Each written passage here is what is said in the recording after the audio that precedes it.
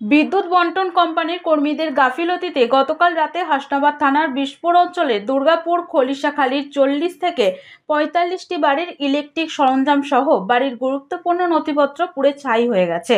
TV, fridge, fan, mobile phone, বাড়ির গুরুত্বপূর্ণ নথিপত্র সহ সরঞ্জামের ক্ষতিপূরণের দাবি তোলেন তারা। আর এই দাবিতে গতকাল রাতেই রাস্তা অবরোধ করে বিক্ষোভ দেখায় গ্রামবাসীরা। সন্ধ্যের পর কাজ শেষ করে বিদ্যুৎ সংযোগ দিতেই হাই ভোল্টেজের জেরে এলাকায় 40টির বেশি বাড়ির ইলেকট্রিসিটি সরঞ্জাম পুড়ে নষ্ট হয়ে যায়। আতঙ্কে বাসিন্দারা বাড়ি থেকে বের হয়ে যান। সারা রাত এলাকায় বিদ্যুৎ সংযোগ বন্ধ থাকে। ব্যবসা গরমে বাসিন্দাদের চরম সমস্যার মধ্যে পড়তে হয়। বাসিন্দাদের অভিযোগ, সমস্যার কথা নিয়ে একাধিকবার হিঙ্গলগঞ্জ বিদ্যুৎ দপ্তরে যোগাযোগ করা হলেও কোনো সুরাহা হয়নি। গ্রামবাসীদের আরও দাবি, যত সময় পর্যন্ত আমাদের ক্ষতিপূরণের ব্যবস্থা বিদ্যুৎ দপ্তর না করবে তত সময় পর্যন্ত আমরা বৃহত্তর আন্দোলন চালিয়ে যাব।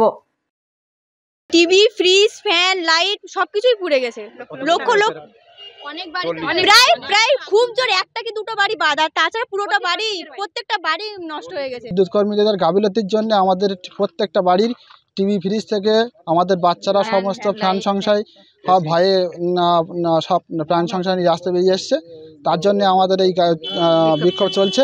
ফ্রিজ, টিভি, আরো অনেক কিছু, লাইট, ফ্যান, অনেক কিছু, আরো তো অনেক বাচ্চারা ছিল, তারা ঘরের থেকে যেভাবে হোক তাদেরকে বের করা হয়েছে।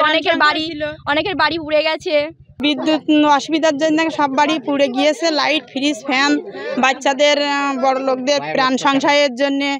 সাধারণ মানুষ, গ্রামের মানুষ প্রত্যেকে চাইছে যে ওনাদের ক্ষতিপূরণটা অবশ্যই যেন সরকার পক্ষ থেকে অন্তত তাদের দেওয়া হবে। না দেয় তারা বৃহত্তর একটা আন্দোলনে সামিল হওয়ার কথা বলছে।